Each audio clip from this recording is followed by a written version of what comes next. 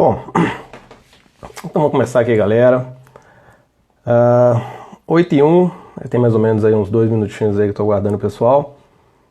Quem não conseguiu ver esse vídeo aqui, né, essa live desde agora, né, desde o início, eu vou deixar essa live salva, né, quem tiver interesse de assistir desde o início, pode ficar à vontade. Nosso tema de hoje aqui é Seja o Mestre em Treinamento de NR33, Espaço Confinado.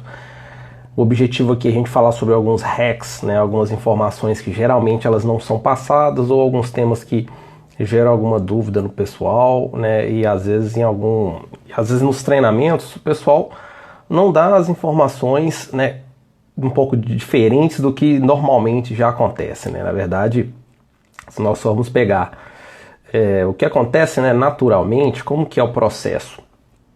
Você já dá o treinamento há bastante tempo, né? Você já está ali dentro da sua zona de conforto, as informações que você vai passar.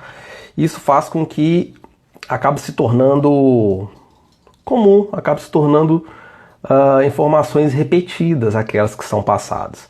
Então o objetivo aqui vai ser o quê? Vou passar algumas informações que eu acho que são relevantes e que podem ajudar você a fazer com que seu treinamento ele fique mais didático, ele fique mais dinâmico. Né, algumas informações aqui que eu vou passar e que você pode obviamente se aprofundar nessas informações para fazer com que os seus treinamentos eles sejam melhores a cada vez que passa, né, a cada dia que passa. E obviamente, né, é impossível em um espaço assim de 40 minutos, 60 minutos, sintetizar todas as informações fora do óbvio, né, que existem em espaço confinado. Mas eu vou tentar trazer algumas informações, né? Eu preparei aqui alguns tópicozinhos para a gente poder estar falando a respeito. Então, o que vai ser basicamente, né? Vamos tentar discutir aqui, né? Vamos ver se vai dar tempo. A gente discutir um pouco a questão de espaço confinado, a definição dele. Meu amigo FDNS JP20, boa noite, obrigado aí pela presença. Então, falar um pouco sobre espaço confinado, a definição, né? O que tem de diferença ali, o que é um espaço confinado de fato, né? Às vezes o pessoal fica um pouco de dúvida com relação a isso. Los Minos Café, satisfação ter você aqui, Los Minos Café. Inclusive, fazer um merchan aqui pro Los Minos, faz um bolo espetacular. Questão de área classificada, vamos discutir aqui um pouquinho, né? Só um pouquinho mesmo. E a questão de ventilação, inertização. Tentar falar um pouco aqui a questão de detector de gás, os tipos de gases e equipe de salvamento, que são alguns pontos aí que eu identifico como sendo fruto de muitas dúvidas, né? Às vezes o pessoal começa a falar, né, principalmente nos seus treinamentos, e acaba ficando algumas dúvidas aí para trás, né? Então, obviamente, quem tiver dúvida, né, pode escrever aqui a dúvida que tiver, ou quiser fazer algum comentário, é sempre bem-vindo, né? Acho que qualquer outra discussão também se vocês quiserem levar a discussão para um outro ponto também, fique à vontade. Né? Quem quiser comentar alguma coisa aqui, obviamente que eu irei ler, né? E a gente vai começar a discutir isso aí. Então vamos começar com a questão da definição do espaço confinado, né? Outra coisa, tá, galera? Obviamente, como o tema é muito amplo, né? Vão haver questões aqui que eu não vou estar abordando, que não quer dizer que não são relevantes, né, ou que não são interessantes de serem faladas. É questão de tempo mesmo e questão de entendimento, né? Se eventualmente o pessoal gostar, daí essa live ela for uma live legal, que tiver agregado conhecimento aí para vocês, a gente pode tentar fazer aí uma segunda live com esse tema, né, com essa temática. A gente pode tentar também pegar outros assuntos, outras NRs e discutir um pouco, né? Então eu acho que a primeira coisa que a gente tem que discutir são as legislações aplicáveis, né? Eu vou falar primeiro inicialmente do espaço confinado em si, da definição, mas é importante um pouco a gente falar da legislação aplicável. Porque o que acontece? Se a gente for pegar pelo sentido da palavra mesmo, o sentido da obrigatoriedade do requisito, nós temos a NR33, né? Que obviamente ela é o requisito principal que nos dá várias obrigações com relação a espaços confinados, porém ela não é a única, né? Se a gente for pegar o corpo dela lá, ela vai me dizer que existem outras duas NBRs que nós temos obrigatoriedade de estarmos seguindo e implementando aquelas diretrizes na nossa gestão de espaço confinado. Dessas duas NBRs, eu chamo a atenção para uma em especial, né, que é a 14787. O que acontece? Né, todo mundo sabe que a NR33 ela entrou em vigor em 2006. Então, antes da NR33 entrar em vigor, não havia nada com poder de lei, de caráter obrigatório, a ser aplicado lá nas empresas lá e que tivesse de fato que ser, né, aplicado. Então, não havia essa questão de treinamento, não havia todos aqueles requisitos relacionados à gestão de caráter obrigatório. Porém, porque a referência que tinha anteriormente era da 14787, né, que ela dava as diretrizes para espaços confinados. Em 2006 foi criada a NR33, em 2012 ela sofreu uma atualização bem pequena no que tange treinamento, e a NBR 14787 continuou válida.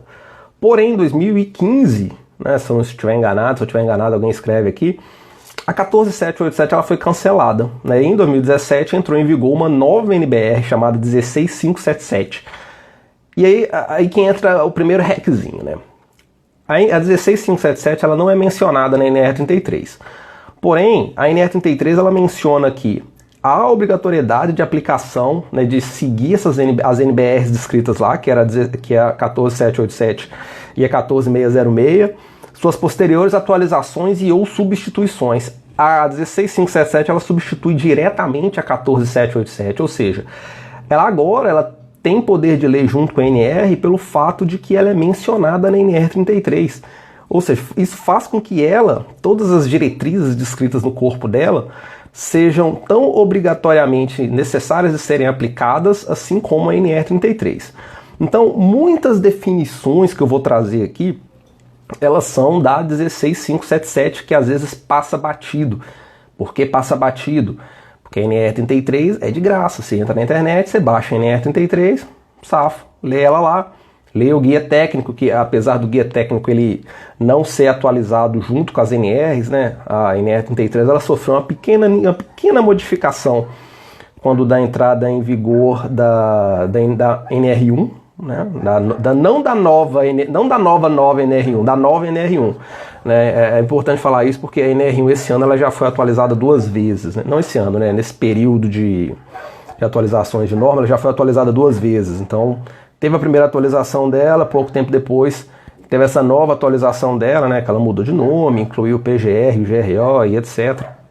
Então, na primeira modificação dela, né, que foi em 2019, quando ela entrou com aquela questão de treinamentos, né, ela alterou a NR33, mas foi uma alteração bem pequena. Mas o ponto é, temos que seguir ela. Aí que entra a questão do seguinte quesito, né? O que vem a ser de fato um espaço confinado? Às vezes a gente vê muita dúvida do que é de fato, porque as pessoas ficam, eu acho que é isso, é aquilo outro, se tiver uma entrada só, se tem que ter 2 entradas, aquelas coisas.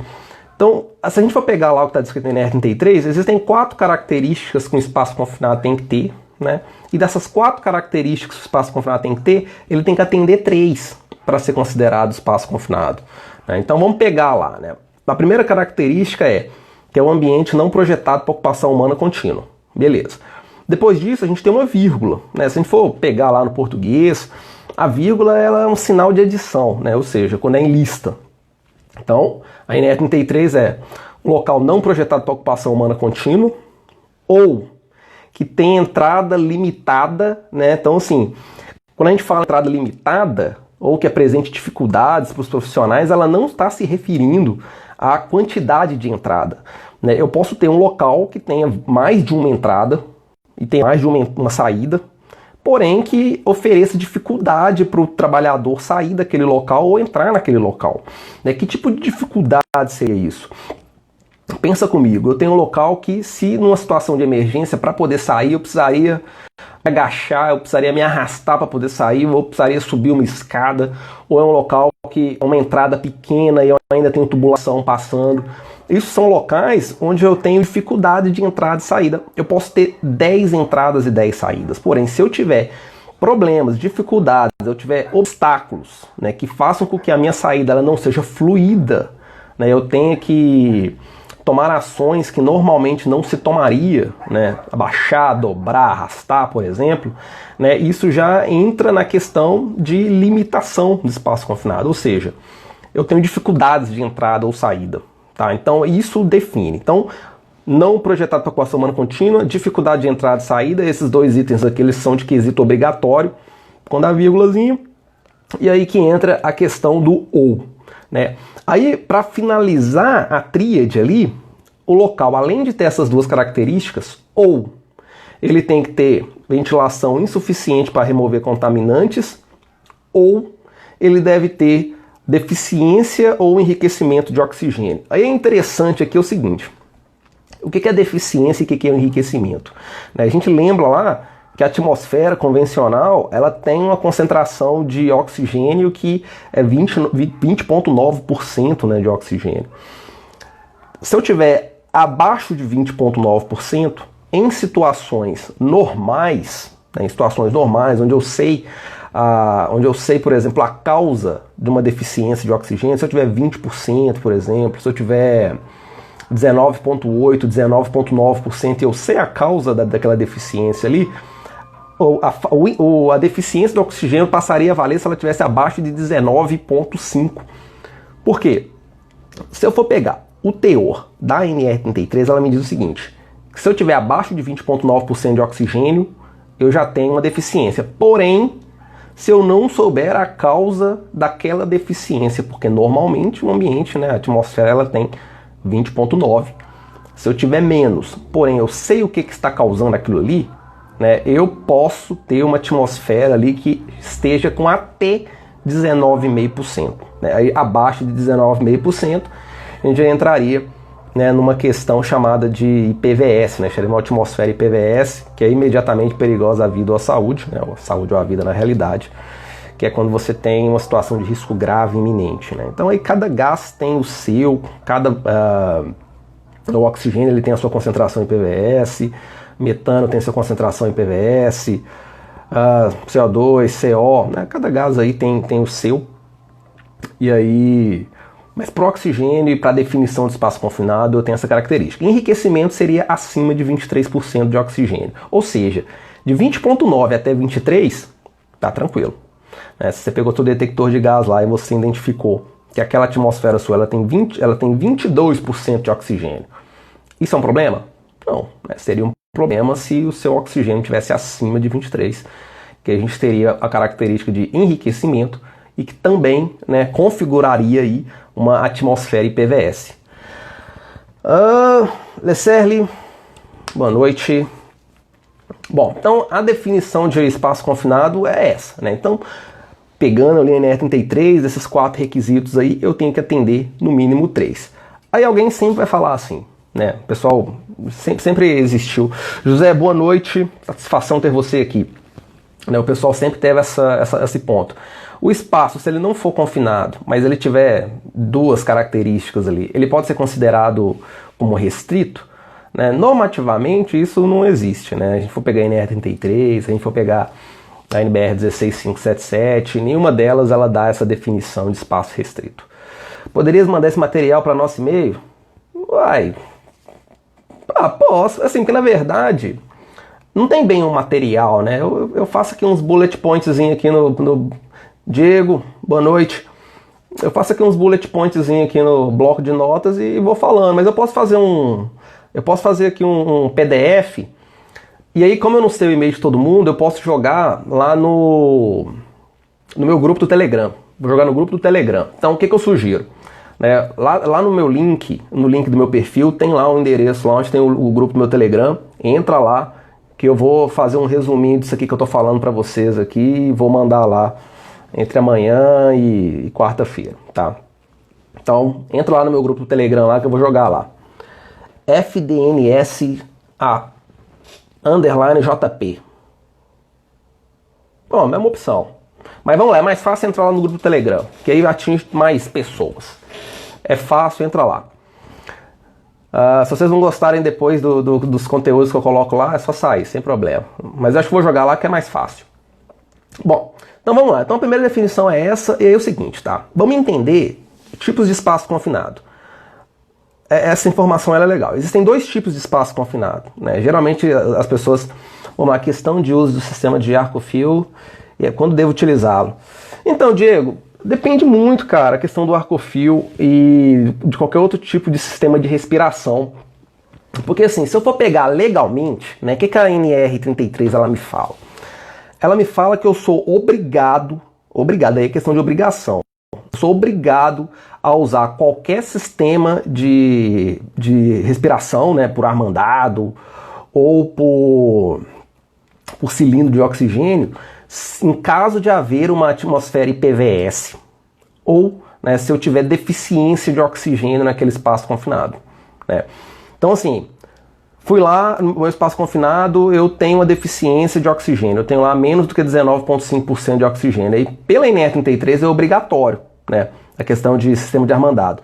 O caso do Arcofil, ele basicamente, você vai utilizar esse sistema quando você tiver, por exemplo, você está realizando uma... Porque o Arcofil, o objetivo dele basicamente é o quê? Você trata o ar, você realiza uma atividade dentro do espaço confinado, é quando você tiver essa atmosfera IPVS, né, que pode ser por deficiência de oxigênio ou pela presença de algum outro gás, né, ou tóxico, ou inflamável, ou asfixiante. Então, basicamente, qualquer sistema de respiração, o sistema de ar-mandado, né, ele é obrigatório quando existe aí essa questão, né, atmosfera IPVS, né, indiferente da causa, né, tanto por deficiência de oxigênio quanto pela presença de outros tipos de gases, tá? Se ficou claro, diz aí pra mim aí, Diegão, se eu respondi sua pergunta, tá? Então, tanto o Arcofil, né, porque o Arcofil você vai acoplar lá no seu sistema, então, aqueles Carla, aqueles EBD, né, Emergency Briefing Device, eu até esqueci exatamente qual que era a siglazinha direitinho, né, é obrigatório nesse tipo de situação aí, tá? Se ficou claro, me responde aí, se não ficou, fica à vontade de te perguntar de novo. Aí espaço confinado é o seguinte, galera, eu tenho dois tipos de espaço confinado, né? Às vezes as pessoas elas simplesmente falam espaço confinado, mas se eu for pegar normativamente, existem dois tipos, né? Que eu tenho o espaço confinado, que é o espaço confinado perturbado, e o espaço confinado não perturbado, né? Qual que é a diferença de um para o outro aí? O espaço confinado não... Júnior, boa noite. O espaço confinado não perturbado é aquele que você identifica, é aquele que você não está realizando nenhuma atividade dentro dele até então, né? É o convencional, você tem lá um espaço confinado na sua empresa e você não está realizando atividades naquele local. Então é o espaço confinado não perturbado. Onde que eu identifico ali aquelas questões dos riscos, dos perigos, das medidas de controle? Nesse caso é na PET, né? Na sua permissão de entrada de trabalho. Então você vai considerar, porque você já conhece, né, o seu espaço confinado. O espaço confinado não perturbado é aquele que você identificou no seu levantamento dos espaços confinados, né? Agora, o espaço confinado perturbado é aquele onde você tem um espaço confinado, você entrou no espaço confinado e você está desenvolvendo uma atividade dentro do espaço confinado. Então, por exemplo, você está realizando lá uma atividade de solda, né? Você, além dos riscos implícitos do espaço confinado por si só, né, você ainda tem a adição dos riscos provenientes da solda. Deneroges, boa noite. Então aí eu tenho uma caracterização de um espaço confinado perturbado, né? E como que você faz para controlar, né, aquela questão da identificação dos perigos, dos riscos e as medidas de controle aplicáveis? Nesse caso seria através de uma APR, né, de uma análise preliminar de risco, de uma GSA, né, ou Toolbox Talk, não, mas faz parte, né? Basicamente seria qualquer tipo de análise de risco que você for utilizar, né, porque você vai incluir, além dos riscos e perigos provenientes do espaço confinado não perturbado, das atividades que vão ocorrer dentro daquele espaço ali, tá? Aí você pode estar se perguntando, pô, a NR33 não dá essa informação, e de fato não dá, né? Essa informação você vai encontrar ela na 16577.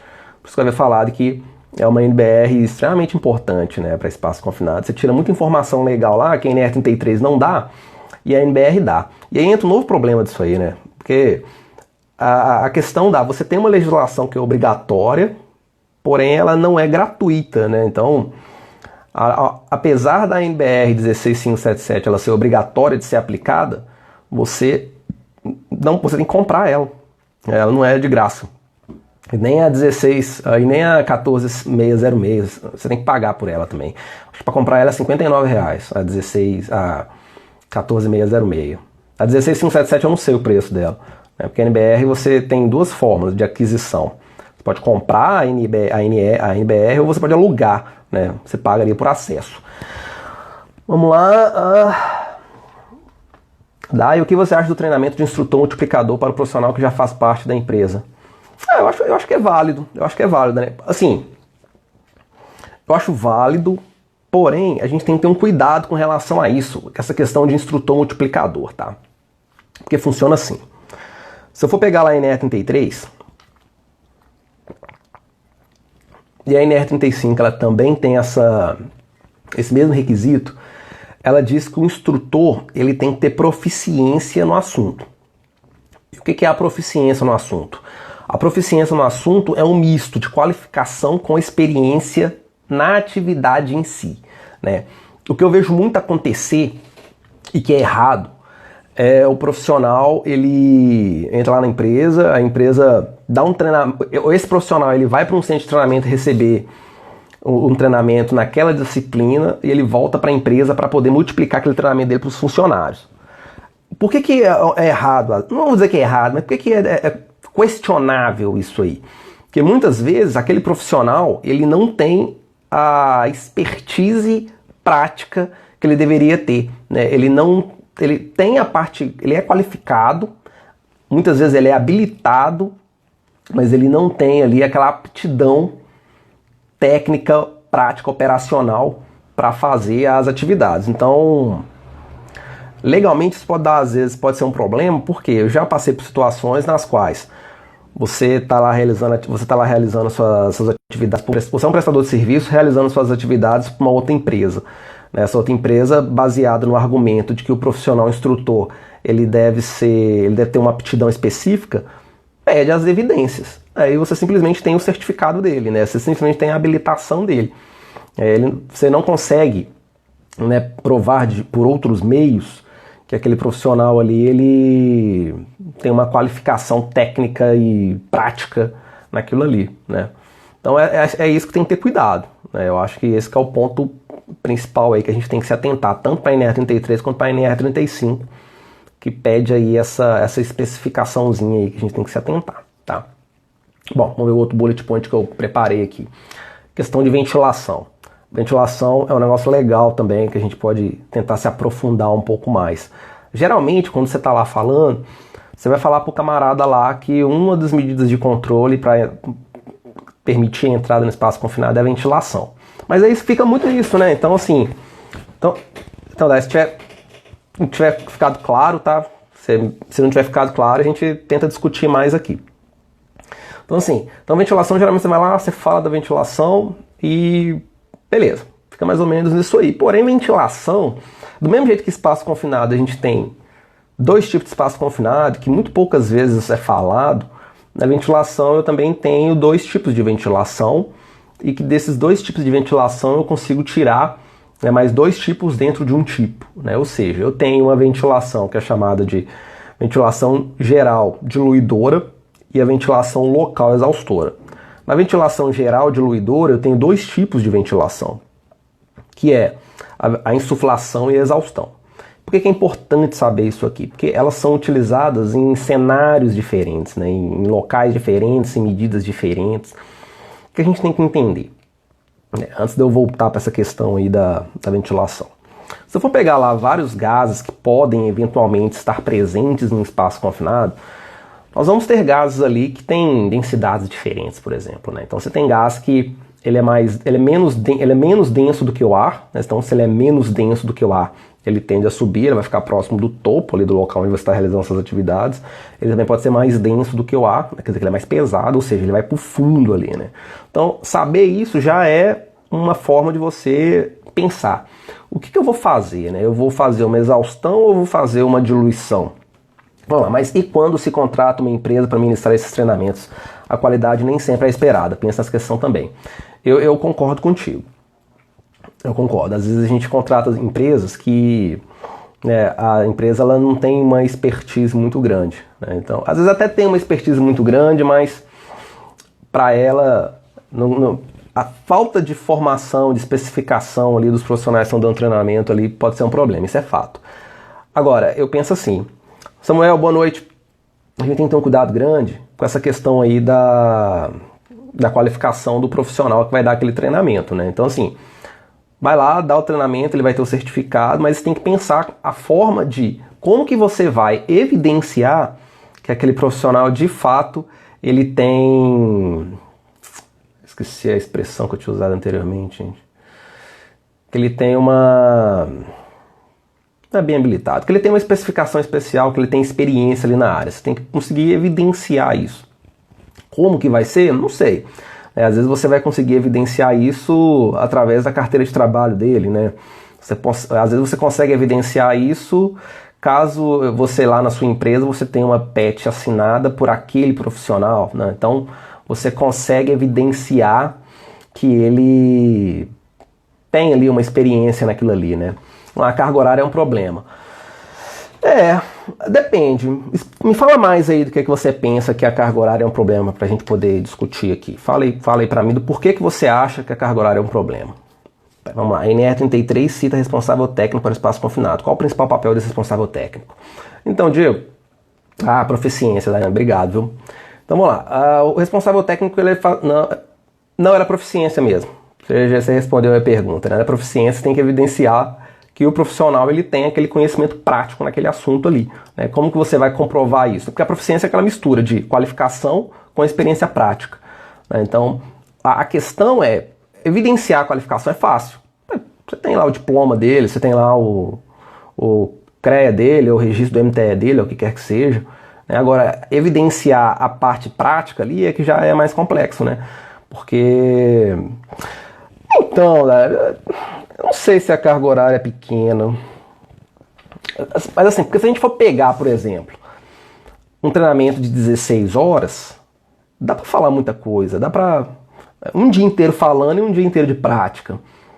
O de supervisor, por exemplo, que são 40 horas, é bastante, assim, eu acho. A não ser que eu tenha entendido... Então, a parte prática, né? Aí que entra uma questão, né? Eu até concordo contigo nessa questão. Eu até acho que a parte prática deveria... Diego, eu vou responder a sua pergunta, tá? Eu até acho que a parte prática ela deveria ser maior do que a parte teórica, né? Agora, eu venho de uma escola, né, de treinamentos assim, que eu trabalhei numa empresa, né, eu sempre falo isso, né? Ela era a maior empresa de treinamento marítimo do mundo. E essa empresa, quando ela ministrava lá o treinamento de espaço confinado de 40 horas, era 2 dias e meio de teoria e 2 dias e meio de prática, né? Era um negócio assim. Por quê? Se a gente for pegar a NR33, ela não te dá a carga horária mínima obrigatória para a prática. Ela te diz que você tem que ter a prática, mas ela não te dá ali uma carga horária mínima para isso, né? Então vai muito da empresa fazer isso, né? Então tem empresa, por exemplo, né? Eu vou dar um exemplo aqui da questão do refresh. O refresh, ele, teoricamente, era para ser 8 horas, né? Que está descrito lá na NR33. E ela também não fala se é 8 horas de teoria, se é 8 horas de prática, se você tem que dividir, se você deve dar só teoria, se você deve dar só prática, se você vai mesclar. Fica a critério da empresa, né? Então eu acho assim que vai muito da questão da empresa, porque a NR33 particularmente, né, que eu penso isso, apesar de ela não obrigar você a ter uma parte prática com uma carga horária definida, né? A empresa pode ir lá definir lá uma carga horária mínima, né? O responsável técnico lá da sua empresa, por exemplo, que assina o certificado, ele pode determinar uma carga horária mínima. Ela é um treinamento que acontece com uma frequência muito grande, né? Então, sim, é um treinamento que anualmente, teoricamente, ele deveria ser feito. Eu nem sei se existe outra NR que tem essa frequência tão grande igual a NR33, por exemplo. Então, eu acho que essa questão da carga horária, ela vai muito da empresa que está ministrando o treinamento, né? Porque como não tem, você pega um trabalhador que nunca fez nada em altura, no espaço confinado, e de repente é jogado um monte de teoria na parte prática rápida. Então, eu concordo contigo disso aí, tá? Eu concordo contigo disso aí. Mas eu acho que essa questão da carga horária, ela vai muito da empresa, né? Então, por exemplo, nesse lugar que eu trabalhei, né, que eu era engenheiro de segurança lá há muito tempo atrás, na verdade, né? Muitos anos isso. Era um dia de teoria, né? Se você for pegar vigia e trabalhador autorizado, era um dia de teoria e um dia de prática para vigia e trabalhador autorizado. Então era um dia de teoria e um dia de prática. Para supervisor, aí era mais um dia de teoria e mais 2 dias de prática, né? Então assim, totalizava 3 dias de prática, era muita prática, né? E a gente fazia várias atividades, vários cenários diferentes, era muito legal. Então assim, eu acho que vai muito da empresa. E aí, já pegando o gancho, respondendo a pergunta do Diego, né? Porque quem determina essas questões aí é o responsável técnico. O que o responsável técnico faz, basicamente? Ele é o responsável por gerir tudo que é relacionado a espaço confinado na empresa, né? Então, por exemplo, né, você tem que criar um procedimento de entrada no espaço confinado, é o responsável técnico. Você tem que fazer o levantamento, a identificação dos espaços confinados, é o responsável técnico. Né? Tem que ter essa questão de determinação da carga horária mínima para prática no espaço confinado, é o responsável técnico. O responsável técnico, basicamente, ele é o gestor técnico do espaço confinado. Né? Então, assim, ele que vai saber onde os espaços confinados estão, se eles estão classificados, se eles estão em alguma área classificada ou não, se eles estão identificados ou não no seu levantamento do espaço confinado. Né? Então, basicamente, esse responsável técnico ele é o cara que é o CEO ali do espaço confinado. Né? Então, ele tem essa responsabilidade. Né? Basicamente, é isso. Né? Então, assim, se eu for pegar, você tem 4 caras específicos no espaço confinado, são super importantes, né? Que é o trabalhador autorizado, o vigia, do supervisor e o responsável técnico, que o responsável técnico pode, em determinadas situações, substituir até mesmo o supervisor, né, nas atividades que vão ser desempenhadas. Né? Então, assim, tem todas essas questões aí. Então, o responsável técnico, ele é o cara técnico mesmo, que não obrigatoriamente ele tem que ser formado em segurança do trabalho, que a legislação ela não diz que ele tem que ser habilitado em segurança do trabalho, mas ele é um cara que ele tem que conhecer de segurança, de administração e de gestão. Né? Então, basicamente, o responsável técnico ele tem essa responsabilidade aí. Geralmente, as empresas elas colocam ou engenheiros de segurança ou técnicos de segurança, é o que eu mais vi. Né? Nunca vi outras funções, né? Outras profissões, na verdade. Apesar da NR33 ela não obrigar que seja essas formações aí. Bom, então, qualquer mais dúvida aí, galera, pode ir falando aí, tá? Tava falando aquela questão da ventilação. Né? Então você tem geral diluidora. Dentro da geral diluidora, você tem insuflação e você tem exaustão. É sempre que eu vou usar exaustão, sempre que eu vou usar insuflação, né? Cada situação obriga você a utilizar um tipo de ventilação. Vamos começar pela local exaustora, que ela é mais fácil. Né? Local exaustora, basicamente, é aquela. Você está realizando uma atividade de solda ou de corte dentro de um espaço confinado, por exemplo. Você vem lá com aquela tubulação, com uma coifinha na ponta, e você faz uma exaustão direto na fonte. Então, assim que eu estou gerando os fumos metálicos ali, eu já estou coletando aqueles fumos e lançando eles ali para um local adequado. Então isso é ventilação geral, desculpa, é a ventilação local exaustora.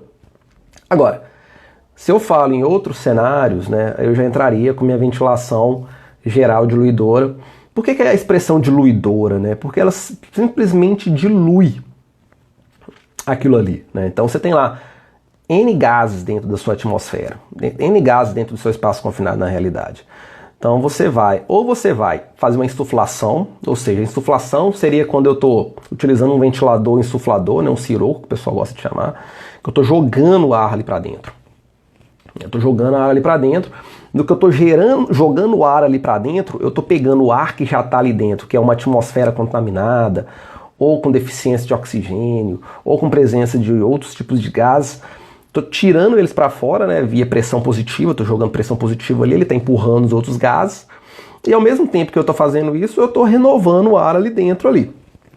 Então isso aí é insuflação. Exaustão geral seria quando eu estou tirando de fato, né? Mas eu tenho que pensar no seguinte, né? Quando que eu vou usar uma e quando que eu vou usar a outra? Aí você tem que pensar, por exemplo, você tem lá no espaço confinado e você tem deficiência de oxigênio.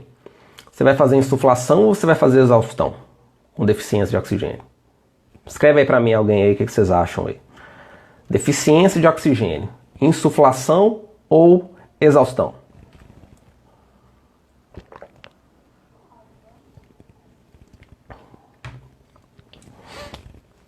Ninguém? Então vamos lá, então vamos dar a resposta aqui. Quando você tem, por exemplo, deficiência de oxigênio, você não pode fazer exaustão. Você tem que fazer insuflação. Agora, por que isso, né? Porque eu já tenho uma quantidade de oxigênio pequena ali dentro. Então eu tenho que pegar um ar respirável de um ambiente estéril, vamos chamar dessa forma, um ambiente apropriado, e jogar lá dentro. Lecerle Gonçalves, insuflação. Mas, gente, se eu responder antes de chegar a respostinha, porque tem um delay. Esse delay, às vezes, ele deixa a gente na mão aqui. Mas o certo é insuflação. Ou seja, eu vou fazer uma exaustão, né? Por exemplo, se eu tiver gás tóxico, talvez, eu posso ter gás que seja um asfixiante simples. Asfixiante simples também eu tenho que colocar, eu tenho que fazer insuflação. Basicamente, a minha exaustão é se eu tiver, por exemplo, um gás tóxico, um asfixiante químico, talvez. Vai depender. Mas numa situação específica de oxigênio, por exemplo, seria insuflação, né? Agora, é importante também a gente entender o seguinte, né? O que tipo de atmosfera explosiva eu posso ter dentro daquele espaço confinado, né?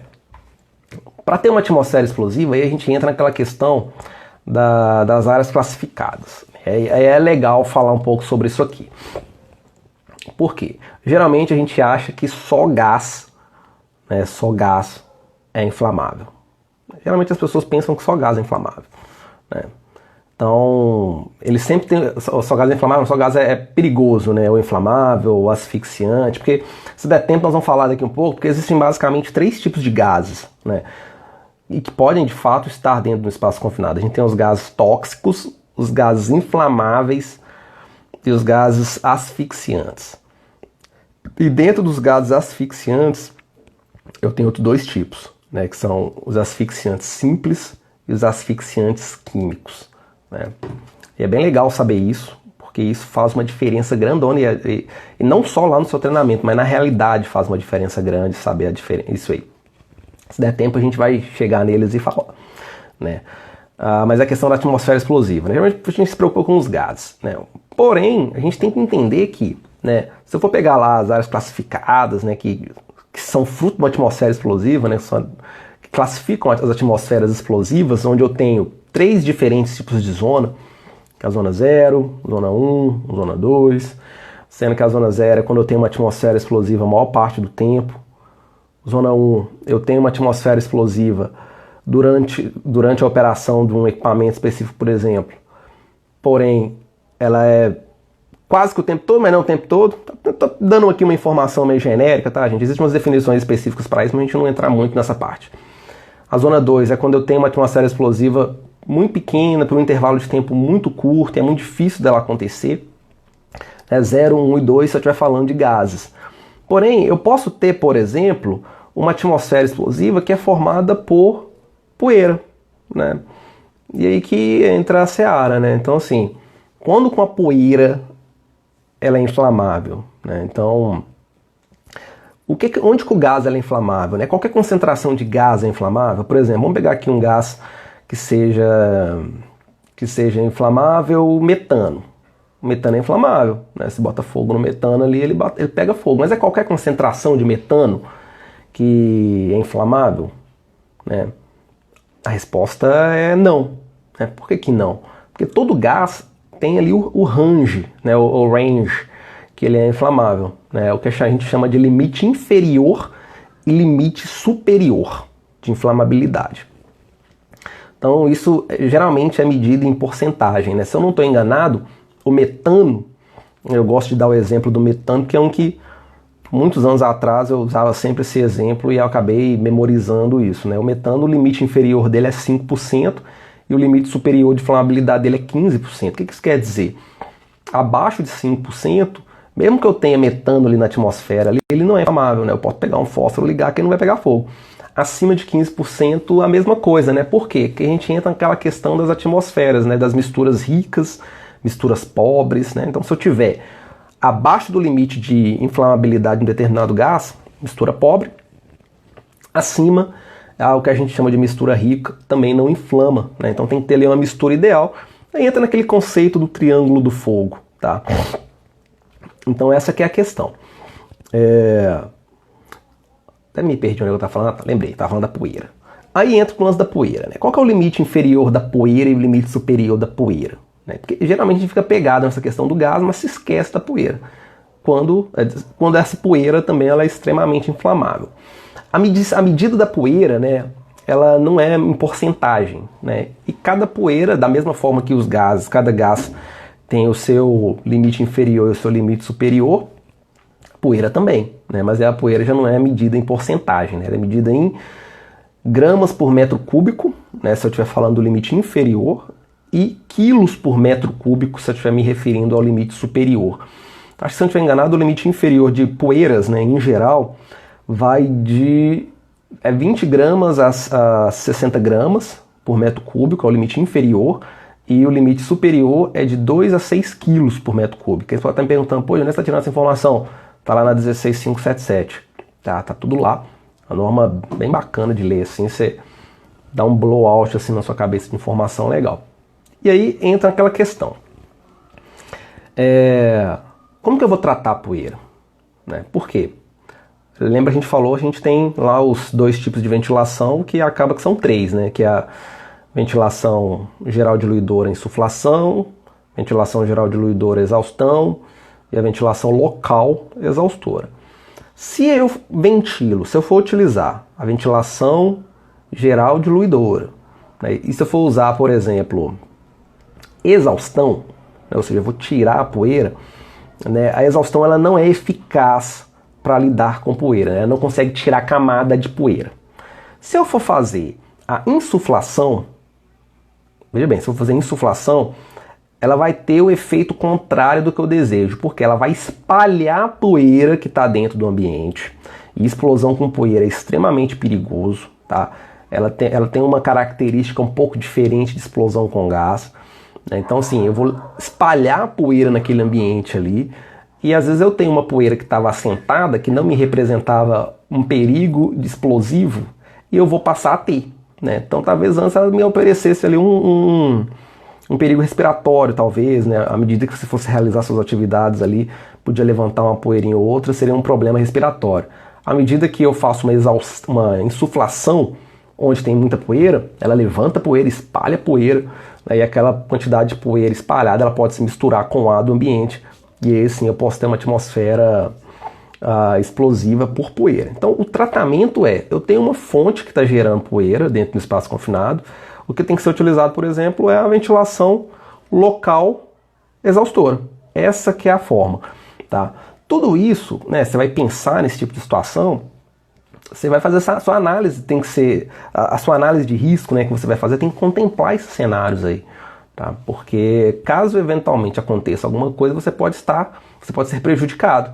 Né? E aí entra no outro cenário, né?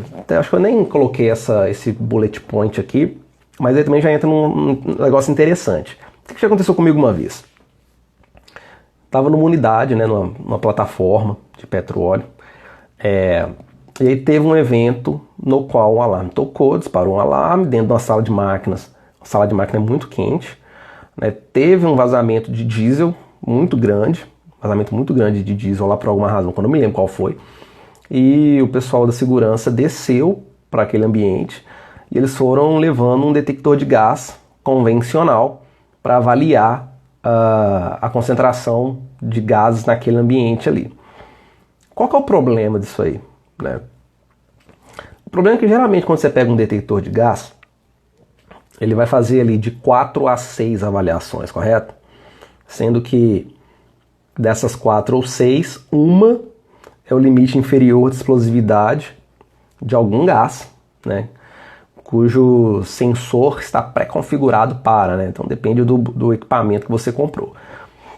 Normalmente, tradicionalmente, né, o comum é o detector de gás medir oxigênio, CO, e aí essa última aqui ela muda, ela varia, né? Às vezes pode ser que ela avalie metano, às vezes avalia CO2, às vezes avalia H2S, aí depende do cenário, né?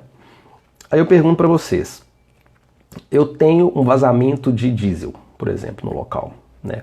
E tudo bem, né? Só o vazamento do diesel por si só não quer dizer muita coisa, porque o ponto de fulgor do diesel é muito alto, né? O ponto de fulgor do diesel é muito alto. Então, para que eu tenha ali uma atmosfera explosiva formada pelo vapor do diesel que está se desprendendo, eu teria que ter uma temperatura muito alta ali naquele meio ambiente, né?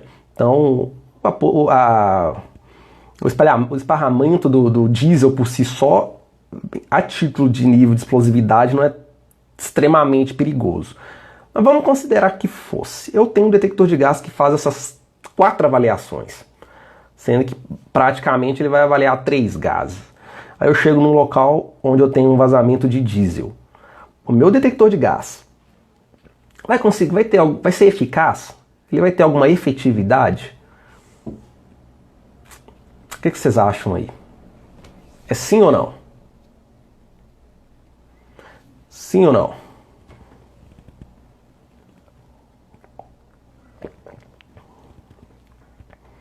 Ver se está tendo algum delay aqui.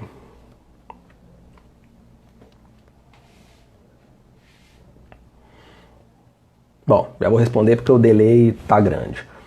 A resposta é não, né? Porque o seu equipamento ele não vai conseguir identificar.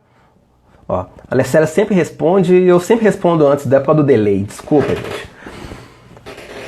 O delay, a efetividade ali do seu sistema é muito grande, porque o seu equipamento ele não vai conseguir, ele não vai apontar nada, ele não vai apontar anomalia nenhuma. Ele não vai apontar nem. O José também sempre responde, eu respondo antes dele. Gente, desculpa, é o delay. Não vai ter efetividade nenhuma, né? Ainda se eventualmente eu tivesse, por exemplo, vazamento de algum tipo de líquido, que ele fosse inflamável, né? Porque a gente tem 2 tipos de líquido, né? Vamos chamar dessa forma, com relação à característica dele. São os líquidos inflamáveis e os líquidos combustíveis. E isso faz muita diferença na hora que você está realizando uma análise lá de um espaço confinado, por exemplo. Por quê? É a questão do ponto de fulgor, ele entra num ponto de fulgor mais baixo, né? Então, por exemplo, o líquido inflamável ele tem um ponto de fulgor de até 60 graus, ou seja, a depender de onde você está, né, pode ser que você tenha sim uma temperatura ambiente, né, dentro de uma sala de máquinas, por exemplo, vários motores, que atinja 60 graus. Né? Isso vai fazer com que, né, você tenha a formação de vapores inflamáveis daquela substância. Agora, quando são líquidos combustíveis, é muito difícil, porque é difícil você ter um ambiente com temperatura acima de 60 graus. Né? Então, o combustível é de 60 até igual ou menor do que 93 graus, né? Tá lá descrito na NR20. É difícil disso acontecer. Né? Então, eu tenho que ter um cuidado muito grande com substâncias que são inflamáveis, né? E que tem a ver aí com o ponto de fulgor delas. Então a gente tem que ser atento com isso. Então esse detector de gás, por exemplo, nessa situação hipotética não, essa situação que aconteceu na verdade, ela não tinha eficácia nenhuma, né? Se eventualmente eu tivesse um vazamento de algum fluido lá que fosse, por exemplo, asfixiante, né? E se fosse asfixiante simples, por exemplo, né? Por exemplo, um CO2 ou nitrogênio, por alguma razão. Às vezes meu equipamento, mesmo que eu não tivesse sensores para medir esses gases aí, ele seria até efetivo. Por quê?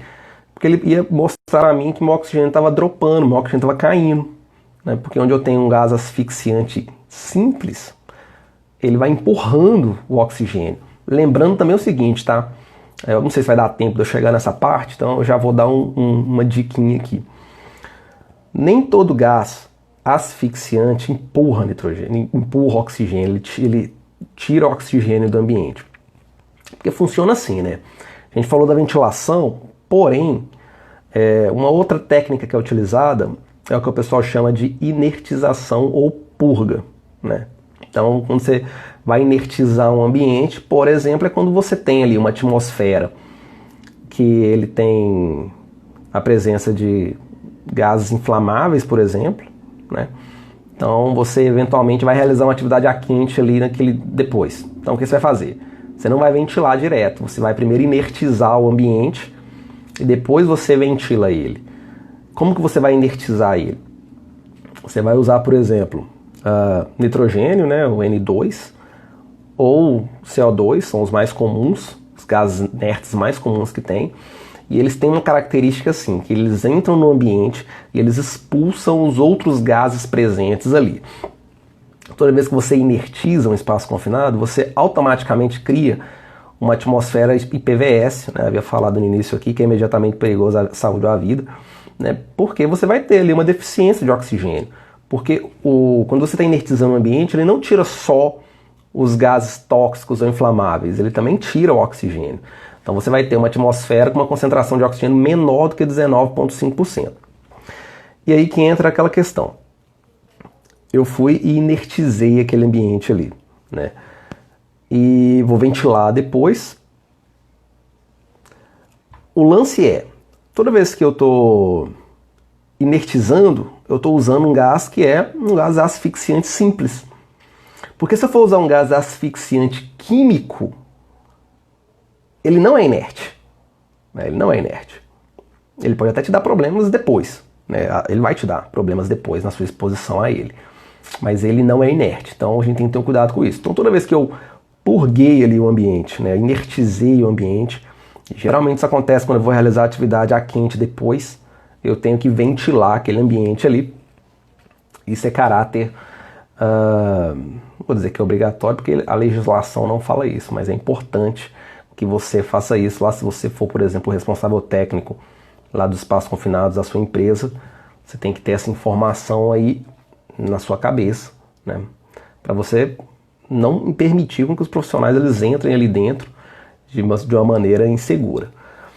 Bom, vamos lá, a gente tem mais 6 minutinhos, deixa eu ver um assunto aqui que eu consigo falar bem rápido. Ah, tá, mais um assunto aqui. Eu preparei outras coisas também, galera, mas não vai dar tempo de falar. Eu queria falar mais sobre os tipos de gases, que eu acho bem legal, né? Essa questão de gás inflamável, gás asfixiante químico, gás asfixiante simples.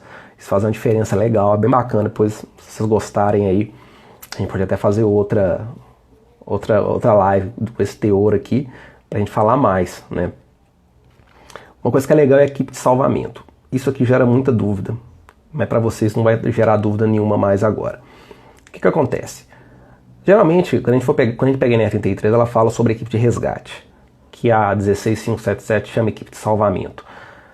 E aí o pessoal fica meio pegado assim no treinamento da equipe de resgate. E eles tendem a achar que o cara que só pode ser resgatista o cara que tiver, por exemplo, um treinamento de supervisor, né? Ou qualquer outro tipo de treinamento mais prático ali, de 16 horas, etc. O que acontece é o seguinte, vamos lá, José, sobre os gases. Os gases são bem bacanas, né? Eu gosto muito de falar, eu acho que é bem legal, sobe o nível para quem vai falar sobre espaço confinado. Vou abrir a votação para ela e eu acho legal essas lives mais técnicas assim, que dá pra falar muita coisa, acho bacana, né? Pra vocês aqui não tá aparecendo, pra mim, igual eu te falei pra vocês aqui, eu tenho só um bullet point vagabundinho aqui, que eu vou transformar num PDF legal pra vocês aí. Entra lá no meu grupo Telegram. Aí é o seguinte, essa questão da equipe de salvamento, né? Não existe, né, se eu for pegar legalmente ali, um requisito mínimo de carga horária, de informação para a formação de resgatista em espaço confinado, tá? Apesar de que, se eu tiver, por exemplo, né, eu fiz lá um treinamento de supervisor de entrada de espaço confinado ou de vigia, trabalhador autorizado, isso não me habilita a ser um resgatista em espaço confinado. Isso não me habilita.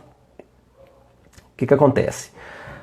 Se eu for pegar lá a 16577, ela me dá uma informação assim, que a equipe de salvamento é uma equipe treinada, que ela tem que ser capaz de prestar os primeiros socorros, ela tem que ter aptidão física para realizar as atividades. Ou seja, o que eu tenho que saber eu tenho que saber fazer resgate e tenho que ter uma formaçãozinha mínima ali para saber fazer primeiros socorros, né? Porque você tem uma equipe que vai entrar lá, vai ser o primeiro contato com o trabalhador. Se eu estou entrando com uma equipe de salvamento, pode acontecer alguma coisa, né? Então o profissional ele tem que ter uma aptidão. E por que aptidão? Eu tenho um profissional lá que está trabalhando no espaço confinado, ele tem 100 quilos. mais parafernália que ele está vestindo. E aí eu tenho meu resgatista, minha equipe de salvamento, que meus resgatistas, um tem 70 quilos, o outro tem 65 quilos, o outro é um camarada de 1,50 m. Não vai dar certo. A aptidão física, nesse caso aí, não atendeu ao requisito. Então, vamos pensar. Não é treinamento de supervisor, não é treinamento de vigia, não é treinamento de trabalho autorizado. É um treinamento de resgate. Que eu tenho que ter, além de eu ter as capacitações para resgate, que não existe carga horária definida, eu tenho que ter aptidão física. Então, o meu porte físico tem que ser compatível com aquele que vai ser feito, considerando os piores cenários. É óbvio que você vai na sua empresa lá, né, não você, mas o supervisor de entrada, que geralmente é um supervisor operacional, por exemplo, vai entender qual que tem que ser o perfil das pessoas que vão realizar atividade em espaço confinado, já pensando no pior cenário, que seria o pior cenário voltado aí para resgate, né? Então tudo isso tem que ser pensado. Bom, galera, falta só um minuto agora, acho que não vai dar mais tempo de falar mais. Vamos marcar uma outra então, para a gente falar dos gases, vamos falar aí sobre detector de gás, que eu acho importantíssimo, né? Existe uma diferença muito grande, né, do que as pessoas, calibração, alto zero, bump test, tudo isso aí são questões diferentes que às vezes as pessoas se perdem. Vamos marcar. Espero que vocês tenham gostado dessa live aqui. CRS Fronteira, Natanael Varanga, satisfação ter vocês aqui, gente. Eu espero que vocês tenham gostado, tá, desse tipo de live aqui, mais técnica um pouquinho. Depois, em outro momento, vamos tentar fazer no YouTube, que aí eu posso mostrar um slide, etc. Dá pra gente fazer um negócio mais detalhado. Mas essa semana ainda eu jogo lá um resuminho do que a gente falou aqui no grupo do Telegram. Vou tirar um print aqui da tela, gente, pra gente poder compartilhar, fazer inveja de quem não participou. Apesar de eu deixar isso aqui na IGTV.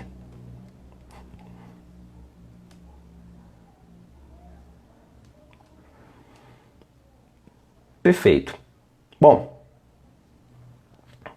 galera, agradeço a presença de todo mundo. 1 hora passou voando, né? Então assim, quando o assunto é legal, passa rápido. Espero que vocês tenham gostado, espero que eu possa ter trago pelo menos uma informação que vocês já não soubessem, né, para que vocês tenham, para que tenha valido a pena para vocês aí. Então, 15 segundos restantes. Boa noite para todo mundo, galera. Obrigado. Até a próxima. Tchau.